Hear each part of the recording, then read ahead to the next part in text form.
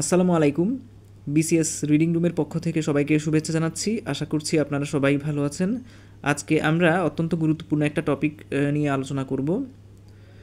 BCS প্রিলিমিনারিতে একটা common topic হচ্ছে গিয়ে বাংলা পত্রিকার সম্পাদক। এখান থেকে আপনি কমপক্ষে 1 নাম্বার ও সর্বোচ্চ 3 নাম্বার পর্যন্ত কমন পেতে পারেন। তবে কখনো কখনো পত্রিকার সালও এসে থাকে, অর্থাৎ একটা পত্রিকা কখন কোন সালে প্রকাশিত হয়েছে এরকম প্রশ্ন এসে থাকে। এক্ষেত্রে সকল পত্রিকার সাল না পড়ে কেবল অধিক গুরুত্বপূর্ণ যে পত্রিকাগুলো রয়েছে সেগুলোর সালসহ সম্পাদকের নাম পড়ে রাখা উচিত। তাই আপনাদের পড়ার সুবিধার্থে আমি সকল সাল না দিয়ে শুধুমাত্র গুরুত্বপূর্ণ কিছু পত্রিকা এবং এদের সাল এবং সাথে সম্পাদকের নাম উল্লেখ করলাম। প্রথমে হলো বেঙ্গল গেজেট, প্রকাশিত হয় 1780 সালে এবং এর সম্পাদক হচ্ছে জেমস অগাস্টাস হিকি। দিকদর্শন 1818 সালে প্রকাশিত এবং জন ক্লার্ক ম্যাশম্যান হচ্ছে এর সম্পাদক। একই সাথে সমাচার দর্পণ এবং দিকদর্শন একই সালে প্রকাশিত হয় এবং একই মানুষ অর্থাৎ জন ক্লার্ক মার্শম্যান হচ্ছে এদের সম্পাদক ছিলেন। এরপর বেঙ্গল গেজেট 1818 সালে প্রকাশিত হয় এবং গঙ্গা কিশোর ভট্টাচার্য ছিলেন এর সম্পাদক। তারপর রয়েছে সমাচার সভা রাজেন্দ্র, 1831 সালে প্রকাশিত হয় এবং শেখ আলিমুল্লাহ ছিলেন এর সম্পাদক। তারপর রয়েছে জ্ঞান অন্বেষণ পত্রিকা, 1831 সালে প্রকাশিত হয় এবং এর দক্ষিণারঞ্জন মিত্র মুখোপাধ্যায় হচ্ছেন এনার সম্পাদক ছিলেন। সংবাদ প্রভাকর ঈশ্বরচন্দ্র গুপ্ত, খুবই গুরুত্বপূর্ণ একটা এটা পরীক্ষা এসে থাকে, 1839 সালে প্রকাশিত হয় এবং ঈশ্বরচন্দ্র গুপ্ত ছিলেন এর সম্পাদক। তারপর তত্ত্ববোধিনী পত্রিকা, যেটা বিশেষ পরীক্ষা এসেছিল এক সময়, এটা প্রকাশিত হয় 1843 সালে এবং সম্পাদক হচ্ছেন অক্ষয় কুমার দত্ত। এরপর রংপুর বার্তাবহ 1847 সালে প্রকাশিত হয় এবং গুরুচরণ শর্মা রায় হচ্ছেন এর সম্পাদক। ঢাকা প্রকাশ 1861, গ্রাম বার্তা প্রকাশিকা 1863, বঙ্গদর্শন অত্যন্ত গুরুত্বপূর্ণ 1872 সালে প্রকাশিত হয় এবং বঙ্কিমচন্দ্র চট্টোপাধ্যায় এর সম্পাদক ছিলেন। ভারতী পত্রিকা 1877 সালে প্রকাশিত হয় এবং দ্বিজেন্দ্রনাথ ঠাকুর ছিলেন এর সম্পাদক। সবুজপত্র অত্যন্ত গুরুত্বপূর্ণ 1914 সালে প্রকাশিত হয় এবং প্রমোদ চৌধুরী ছিলেন এর সম্পাদক। বঙ্গীয় মুসলিম সাহিত্য ডক্টর মোহাম্মদ শহীদুল্লাহ পত্রিকা প্রকাশিত হয় হচ্ছে 1918 সালে এবং এর সম্পাদক ছিলেন মোজাম্মেল হক। এরপর সওগাত পত্রিকা প্রকাশিত হয় 1918 সালে এবং এর সম্পাদক ছিলেন মোহাম্মদ নাসিরউদ্দিন। দৈনিক নবযুগ অত্যন্ত গুরুত্বপূর্ণ 1920 সালে প্রকাশিত হয় এবং কাজী নজরুল ইসলাম ছিলেন এর সম্পাদক। মুসলিম ভারত 1920 সালে প্রকাশিত হয়, অত্যন্ত গুরুত্বপূর্ণ এবং এর সম্পাদক ছিলেন মোজাম্মেল হক। ধূমকেতু 1922 সালে প্রকাশিত হয়, অত্যন্ত গুরুত্বপূর্ণ এবং এর সম্পাদক ছিলেন কাজী নজরুল ইসলাম। কল্লোল পত্রিকা খুবই গুরুত্বপূর্ণ 1923 সালে প্রকাশিত হয় এবং এর সম্পাদক ছিলেন দীনেশ রঞ্জন দাস।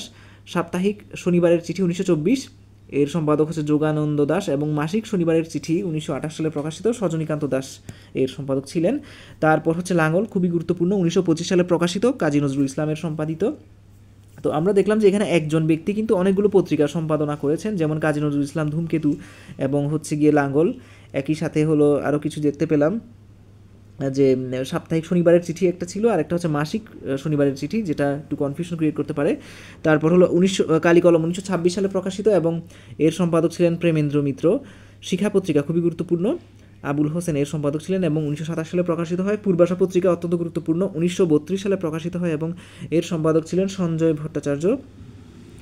বেগম পত্রিকা 1949 সালে প্রকাশিত হয়, অত্যন্ত গুরুত্বপূর্ণ এবং এর সম্পাদক ছিলেন নূরজাহান বেগম। সমকাল পত্রিকা অত্যন্ত গুরুত্বপূর্ণ, এর সম্পাদক ছিলেন হচ্ছে সিকান্দার আবু জাফর এবং 1954 সালে প্রকাশিত হয়। রহস্য পত্রিকা কাজী আনোয়ার হোসেন এর সম্পাদক ছিলেন।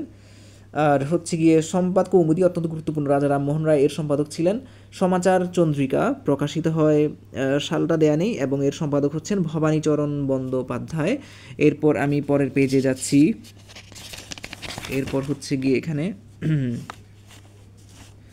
যেটা দেখানো হয়েছে, বঙ্গদূত নীলমণি হালদার, মাসিক পত্রিকা প্যারিচাঁদ মিত্র ও রাধানাথ শিকদার। সাহিত্য পত্রিকা সুরেশচন্দ্র সমাজপতি অত্যন্ত গুরুত্বপূর্ণ। হিতকরি মীর মোশাররফ হোসেন। সাধনা পত্রিকা সুধীন্দ্রনাথ ঠাকুর। প্রবাসী পত্রিকা রামানন্দ চট্টোপাধ্যায়। বাসনা পত্রিকা শেখ ফজলুল করিম। মোহাম্মদী পত্রিকা অত্যন্ত গুরুত্বপূর্ণ, মোহাম্মদ আকরাম খাঁ। সাম্যবাদী পত্রিকা খান মোহাম্মদ মাইনুদ্দিন। দৈনিক আজাদ পত্রিকা মোহাম্মদ আকরাম খাঁ। তাহলে দেখেন মোহাম্মদ আকরাম খাঁ মোহাম্মদী পত্রিকা সম্পাদনা করেছেন এবং দৈনিক আজাদ পত্রিকা সম্পাদনা করেছেন। প্রগতি পত্রিকা বুদ্ধদেব বসু ও অজিত দত্ত, এটা অত্যন্ত গুরুত্বপূর্ণ। তারপর হচ্ছে গিয়ে আরেকটা হচ্ছে গিয়ে উত্তরাধিকার, বাংলা একাডেমি কর্তৃক প্রকাশিত, এটাও পরীক্ষা এসে থাকে। তারপর হচ্ছে সন্দেশ পত্রিকা উপেন্দ্র কিশোর রায় চৌধুরী, যিনি হচ্ছেন সত্যজিৎ দুঃখিত তিনি হলেন উপেন্দ্রকিশোর রায়চৌধুরী হলেন সুকুমার রায়ের পিতা, আর সুকুমার রায় হলেন সত্যজিৎ রায়ের পিতা। এরপর অঙ্কুর পত্রিকা ডক্টর মোহাম্মদ শহীদুল্লাহ, সাহিত্যপত্র বিষ্ণুদে খুবই গুরুত্বপূর্ণ। বিষ্ণুদেকে হলেন পঞ্চপাণ্ডবে বাংলা 33-এর পঞ্চপাণ্ডব যারা আছেন তাদের মধ্যে অন্যতম হচ্ছেন বিষ্ণুদে। তারপর কবিতা পত্রিকা হচ্ছে বুদ্ধদেব বসু।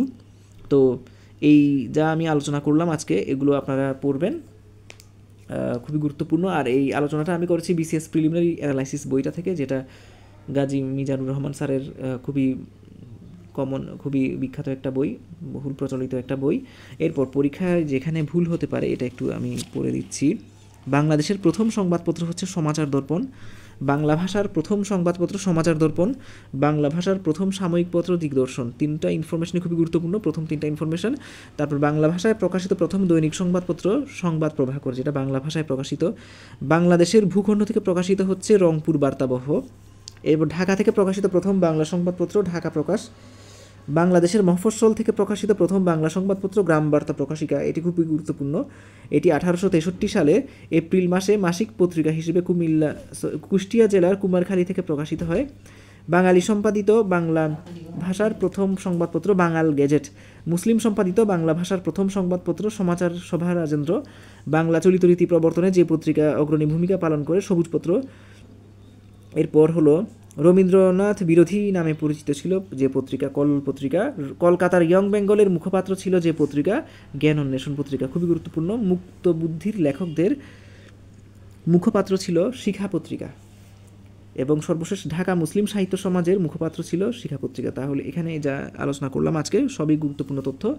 সামনে নতুন কোনো ভিডিও নিয়ে আপনাদের সামনে উপস্থিত হব। সবাইকে শুভেচ্ছা জানিয়ে আমি বিদায় নিচ্ছি। আসসালামু আলাইকুম।